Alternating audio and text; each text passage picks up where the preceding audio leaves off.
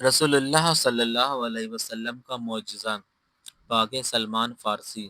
جس کھجور میں گٹھلیاں تھیں، رسول اللہ نے اپنے مبارک ہاتھوں سے ان گٹھلیوں کو بویا اور فرمایا کہ صبح یہ باغ بن جائے گا۔ کافروں نے رات کو ساری گٹھلیاں نکال دی، لیکن صبح پھر بھی باغ سامنے کھڑا تھا۔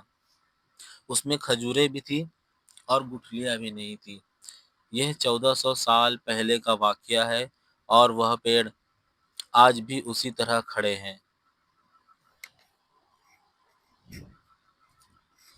حضرت محمد صلی اللہ علیہ وسلم پر درود بھیجنا۔ ایک دن حضرت جبریل علیہ السلام رسول اللہ صلی اللہ علیہ وسلم کے پاس آئے اور کہا، میں دنیا کے سارے درختوں کے پتوں کو گن سکتا ہوں، ساری زمین کے کنوں کو گن سکتا ہوں اور سمندر کے ہر قطرے کو گن سکتا ہوں، لیکن اس شخص کی تعداد نہیں گن سکتا جس پر اللہ تعالیٰ کی رحمت ہوتی ہے جب وہ آپ صلی اللہ علیہ وسلم پر درود بھیجتا ہے۔ سبحان اللہ والے تین کام۔ حضرت عبداللہ بن سلام رضی اللہ عنہ فرماتے ہیں کہ رسول اللہ صلی اللہ علیہ وسلم نے فرمایا، اے لوگو، سلام کو پھیلاؤ، بھوکوں کو کھانا کھلاؤ، اور جب لوگ سو رہے ہوں تب نماز پڑھو، تم جنت میں سلامتی کے ساتھ داخل ہو جاؤ گے۔ گناہ کے بعد توبہ کرنا۔ حضرت ابو ہریرہ رضی اللہ عنہ سے روایت ہے، انہوں نے کہا کہ رسول اللہ صلی اللہ علیہ وسلم نے فرمایا، اس ذات کی قسم جس کے ہاتھ میں میری جان ہے، اگر تم گناہ نہ کرو تو اللہ تعالیٰ تمہیں ہٹا دے اور تمہارے بدلے ایسی قوم کو لے آئے جو گناہ کرے اور اللہ تعالیٰ سے معافی مانگے تو اللہ تعالیٰ انہیں معاف کر دے۔ عورتوں کا چند باتوں پر عمل کرنا۔ رسول اللہ صلی اللہ علیہ وسلم نے فرمایا، اگر کوئی عورت پانچوں وقت کی نماز پڑھے اور رمضان شریف کے روزے رکھے اور اپنی شرمگاہ کی حفاظت کرے اور اپنے شوہر کی فرما برداری کرے تو قیامت کے دن اس سے کہا جائے گا، جنت کے جس دروازے سے چاہو اس دروازے سے جنت میں داخل ہو جاؤ۔ روزے کی اہمیت۔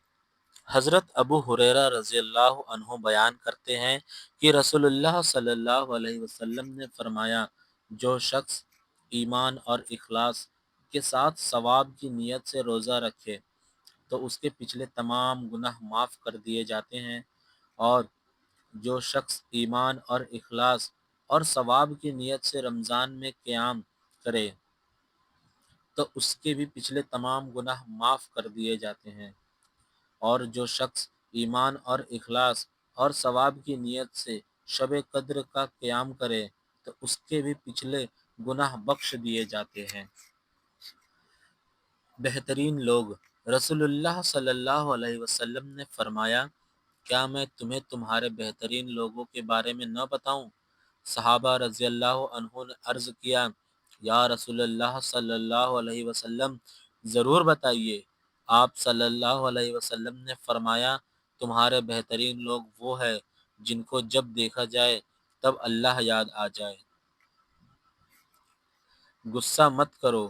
ایک ویکتی نے نبی کریم صلی اللہ علیہ وسلم سے عرض کیا، مجھے کوئی نصیحت دیجیے۔ نبی کریم صلی اللہ علیہ وسلم نے فرمایا، غصہ مت کرو۔ اس ویکتی نے کئی بار یہی سوال کیا اور ہر بار نبی کریم صلی اللہ علیہ وسلم نے یہی فرمایا، غصہ مت کرو۔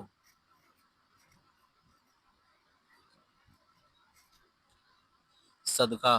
رسول اللہ صلی اللہ علیہ وسلم نے فرمایا، حلال مال سے دیا گیا ایک کھجور جتنا بھی صدقہ ہو تو اللہ تعالیٰ اسے اپنے دائیں ہاتھ سے قبول فرماتا ہے۔ وہ صدقہ اللہ کے پاس بڑھتے بڑھتے اتنا بڑا ہو جاتا ہے جیسے کوئی پہاڑ ہو جائے۔ مصیبت۔ رسول اللہ صلی اللہ علیہ وسلم نے فرمایا، جو ویکتی اپنے بھائی کی ضرورت پوری کرے اللہ تعالیٰ اس کی ضرورت پوری کرے گا۔ جو ویکتی کسی مسلمان کی ایک مصیبت کو دور کرے اللہ تعالیٰ اس کی قیامت کی مصیبتوں میں سے ایک بڑی مصیبت کو دور فرمائے گا۔ دعا کی قبولیت کے وقت، اذان اور اقامت کے درمیان، تہجد کے وقت، فرض نماز کے بعد، جمعے کے دن کی ایک گھڑی، سجدے میں، سحری کے وقت، روزے کی حالت میں، شب قدر میں، قرآن مجید کی تلاوت کے بعد، سفر میں، عارفہ کے دن، آب جمجم پیتے وقت، میدان جنگ میں۔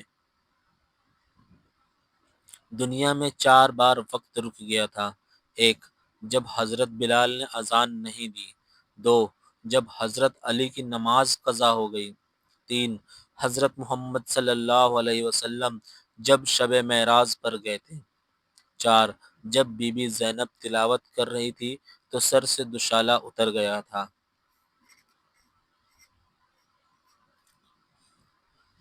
وقت ایسا بھی آئے گا۔ حضرت ابو ہریرہ رضی اللہ عنہ بیان کرتے ہیں کہ رسول اللہ صلی اللہ علیہ وسلم نے فرمایا، لوگوں پر دھوکے سے بھرے ہوئے سال بھی آئیں گے جن میں جھوٹے کو سچا سمجھا جائے گا اور سچے کو جھوٹا، بد امانت کو امانت دار سمجھا جائے گا اور امانت دار کو بد امانت، نالائق اور گھٹیا ویکتی عام جنتا کی نمائندگی کرے گا۔ اچھے حالات کا انتظار بھی عبادت ہے۔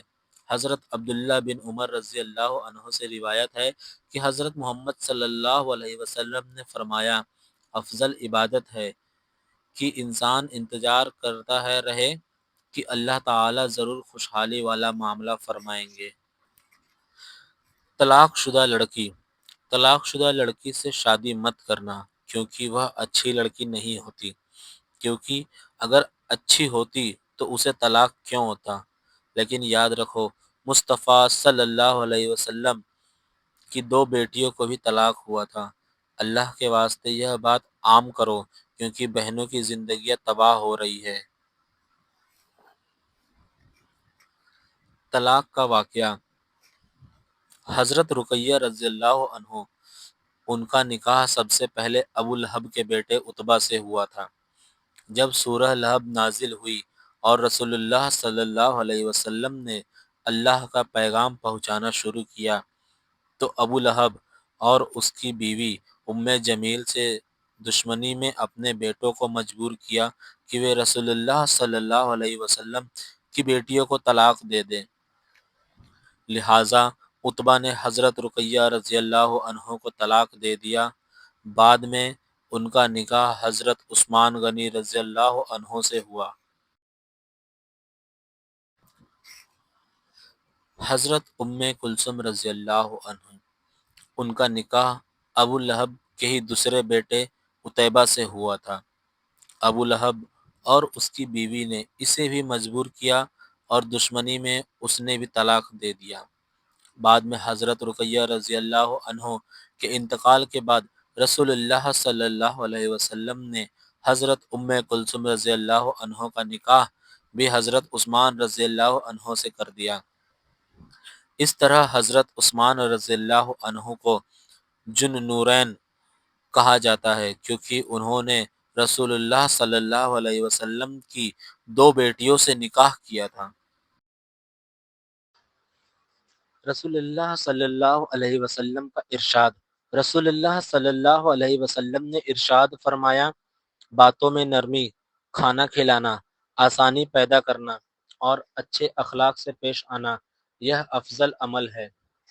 3 دن سے زیادہ ناراضگی کا وبال، رسول اللہ صلی اللہ علیہ وسلم نے ارشاد فرمایا، کسی مسلمان کے لیے جائز نہیں کہ وہ اپنے مسلمان بھائی سے 3 دن سے زیادہ رشتے توڑے رکھے۔ جو 3 دن سے زیادہ رشتے توڑے رکھے اور اسی حال میں مر گیا تو وہ جہنم میں جائے گا۔ وضو سے گناہوں کا نکلنا، حضرت عثمان رضی اللہ عنہ بیان کرتے ہیں، رسول اللہ صلی اللہ علیہ وسلم نے فرمایا، جو ویکتی وضو کرے اور خوب اچھی طرح وضو کرے تو اس کی گناہیں اس کے جسم سے نکل جاتی ہے، یہاں تک کہ اس کے ناخنوں کے نیچے سے بھی نکل جاتی ہے۔ وہ کون ہے جن کے جسم کو مٹی نہیں کھا سکتی؟ جواب، انبیاء علیہ السلام، اولیاء کرام، عالماء دین، شہداء، حافظ قرآن، قرآن مجید پڑھنے والے، وہ جسم جنہوں نے کبھی اللہ عز و جل کی نافرمانی نہیں کی، اور وہ لوگ جو اپنے وقت کو درود و سلام میں مشغول رکھتے ہیں ان کے جسم کو مٹی نہیں کھا سکتی۔ مرنے والوں کی فہرست بنانے کا مہینہ۔ حضرت سیدہ عائشہ صدیقہ رضی اللہ عنہا فرماتی ہیں رسول اللہ صلی اللہ علیہ وسلم پورے شعبان کے روزے رکھا کرتے تھے۔ میں نے عرض کیا یا رسول اللہ، کیا سبھی مہینوں میں آپ کے روزے زیادہ پسندیدہ شعبان کے روزے ہیں؟ تو آپ صلی اللہ علیہ وسلم نے ارشاد فرمایا اللہ عز و جل اس سال مرنے والوں کے نام لکھ دیتا ہے، اور مجھے یہ پسند ہے کہ جب میری موت کا وقت آئے تو میں روزے دار ہوں۔ رات میں کھانے کا فائدہ۔ رسول اللہ صلی اللہ علیہ وسلم نے فرمایا رات کا کھانا مت چھوڑو، چاہے وہ ایک سوکھی کھجور ہی کیوں نہ ہو، کیونکہ رات کا کھانا چھوڑنا بڑھاپا لاتا ہے۔ زیادہ کھانے کا انجام۔ ایک ویکتی نے رسول اللہ صلی اللہ علیہ وسلم کے پاس ڈکار لی تو رسول اللہ صلی اللہ علیہ وسلم نے فرمایا ہمارے سامنے ڈکار مت لو، کیونکہ قیامت کے دن سب سے زیادہ بھوکا وہی ہوگا جو دنیا میں زیادہ پیٹ بھرتا تھا۔ میاں بیوی کے حق۔ حضرت عائشہ رضی اللہ عنہا سے روایت ہے، وہ فرماتی ہیں کہ میں نے عرض کیا یا رسول اللہ، عورت پر سب سے زیادہ حق کس کا ہے؟ آپ صلی اللہ علیہ وسلم نے ارشاد فرمایا اس کے شوہر کا۔ میں نے دریافت کیا مرد پر سب سے زیادہ حق کس کا ہے؟ آپ صلی اللہ علیہ وسلم نے ارشاد فرمایا اس کی ماں کا۔ نماز کے بعد تھوڑی دیر بیٹھے رہیے۔ نبی کریم صلی اللہ علیہ وسلم نے فرمایا جب تک تم اپنے مصلی پر جہاں تم نے نماز پڑھی تھی بیٹھے رہو اور ہوا باہر نہ جاؤ تو فرشتے تم پر برابر درود بھیجتے رہتے ہیں۔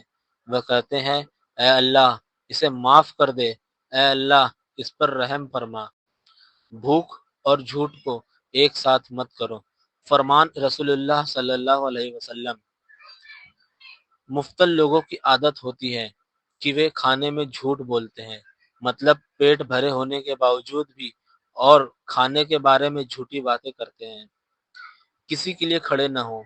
صحابہ کرام کو رسول اللہ صلی اللہ علیہ وسلم سے بڑھ کر کوئی شخص زیادہ محبوب نہیں تھا، اس کے باوجود جب وہ صلی اللہ علیہ وسلم کو دیکھتے تو وہ کھڑے نہیں ہوتے تھے، کیونکہ وہ جانتے تھے کہ آپ صلی اللہ علیہ وسلم اسے ناپسند کرتے تھے۔ اللہ تعالیٰ جو چاہتا ہے وہی ہوتا ہے۔ نبی کریم صلی اللہ علیہ وسلم نے فرمایا اگر دنیاوی زندگی میں تمہیں کوئی مصیبت اور تکلیف پہنچے تو مت کہو کہ اگر یوں کر لیتا تو ایسا نہ ہوتا، اور اگر یوں کر لیتا تو ایسا ہو جاتا، بلکہ یہ کہو کہ اے اللہ تعالیٰ کی تقدیر اور چاہت تھی۔ حدیث نبوی صلی اللہ علیہ وسلم۔ رسول اللہ صلی اللہ علیہ وسلم نے فرمایا تم اللہ سے دعا مانگو اور اس یقین کے ساتھ مانگو کہ تمہاری دعا ضرور قبول ہوگی، اور اچھی طرح جان لو کہ اللہ تعالیٰ بے پرواہ ہے اور بے دھیان یا غفلت اور کھیل کود میں مگن دل کی دعا قبول نہیں کرتا۔ انسان۔ رسول کریم صلی اللہ علیہ وسلم نے فرمایا آدم کی اولاد کی مثال ایسی ہے کہ اس کے پہلو میں گناہوں کی آنکھیں ہوتی ہے، اگر وہ آنکھوں سے نکل گئی تو وہ برائی میں گرفتار ہو جائے گا اور وہیں تک زندہ رہے گا جب تک کہ اسے موت نہ آ جائے۔ ٹھنڈے پانی کی قدر کیجیے۔ رسول اللہ صلی اللہ علیہ وسلم نے فرمایا قیامت کے دن سب سے پہلے بندے سے جن نعمتوں کے بارے میں سوال کیا جائے گا اس سے کہا جائے گا کیا میں نے تمہارے لیے تمہارے جسم کو تندرست اور ٹھیک ٹھاک نہیں رکھا، اور کیا میں نے تمہیں ٹھنڈا پانی نہیں پلایا؟ چار چیزوں سے اللہ سے پناہ مانگو۔ رسول اللہ صلی اللہ علیہ وسلم نے فرمایا اللہ سے پناہ مانگو جہنم کے عذاب سے، اللہ سے پناہ مانگو قبر کے عذاب سے، اللہ سے پناہ مانگو مسیح دجال کے فتنے سے، اور اللہ سے پناہ مانگو زندگی اور موت کے فتنے سے۔ مشکلات سے نکلنے کا راستہ۔ نبی کریم صلی اللہ علیہ وسلم نے ارشاد فرمایا، جو شخص پابندی سے استغفار کرتا ہے اللہ تعالی اس کے لیے ہر تنگی سے نکلنے کا راستہ بنا دیتے ہیں۔ سچ بولنے کا فائدہ اور جھوٹ بولنے کا نقصان۔ رسول اللہ صلی اللہ علیہ وسلم نے ارشاد فرمایا، سچ بولنا نیکی اور اچھائی کی طرف لے جاتا ہے، اور نیکی جنت کی طرف لے جاتی ہے، اور جھوٹ بولنا فجور کی طرف لے جاتا ہے، اور فجور جہنم کی طرف لے جاتا ہے۔ نظر بد لگنے کی پہچان۔ نبی کریم صلی اللہ علیہ وسلم نے ام سلمہ کے گھر میں ایک لڑکی کو دیکھا جس کے چہرے پر کالے دھبے پڑ گئے تھے۔ نبی کریم صلی اللہ علیہ وسلم نے فرمایا، اس پر دم کرو کیونکہ اسے نظر بد لگ گئی ہے۔ بارش میں نہانا۔ حضرت انس رضی اللہ عنہ نے کہا، ہم رسول اللہ صلی اللہ علیہ وسلم کے ساتھ تھے کہ بارش برسنے لگی تو رسول اللہ صلی اللہ علیہ وسلم نے اپنا سر اور کندھے کا کپڑا ہٹا دیا تاکہ بارش سیدھے آپ صلی اللہ علیہ وسلم پر پڑے۔ ہم نے عرض کی، اے اللہ کے رسول صلی اللہ علیہ وسلم، آپ نے ایسا کیوں کیا؟ آپ صلی اللہ علیہ وسلم نے فرمایا، کیونکہ یہ بارش ابھی ابھی اپنے رب اللہ کے پاس سے آئی ہے۔ 5 باتیں۔ رسول اللہ صلی اللہ علیہ وسلم نے فرمایا، لوگوں کے قدم قیامت کے دن نہیں ہلیں گے جب تک وہ 5 باتوں کا حساب نہ دے لیں۔ عمر کہاں گزاری، جوانی کیسے بتائی، مال کہاں سے کمایا، کہاں خرچ کیا، اور علم پر کتنا عمل کیا۔ توبہ قبول ہوگی۔ رسول اللہ صلی اللہ علیہ وسلم نے فرمایا، اگر تم اتنے گناہ کر لو کہ تمہارے گناہ آسمان تک بھی پہنچ جائے مگر اس کے بعد تم توبہ کر لو تو اللہ تعالی تمہاری توبہ قبول کر لے گا۔